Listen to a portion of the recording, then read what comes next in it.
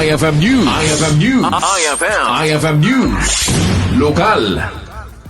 Naawaten na dagitiya sa nga ribok o patagasota o patapulog at talo a beneficiaryo ti 10 kilos a bagas manipod iti LGU Carasi para iti second round of price assistance baba iti Local Government Support Fund Growth Equity Fund ti panagibunong ket indauluan ni Mayor Robelia Gaspar, Vice Mayor Aleli Gaspar ken miyembro ti Sangguniang Bayan na amuan at rice assistance program ket implementar iti mamid o patadaras sa ginggana ang makaawat ti beneficiaryo ti 55 kilos a bagas. Gapo iti daytoy ket napalaos launay iti panagyaman dagiti taga Carasi Ilocos Norte kadagiti tulong anay ipaay kadakwada nagyaman met ti LGU Carasi kadagiti amin at timulong ken nagipagpaset iti daytoy nga aktibidad maipanamnama nga dadantupay ti tulong ang maawat dagiti taga Carasi Ilocos Norte manipud iti LGU.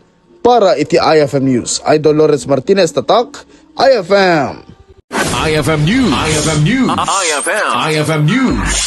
Lokal.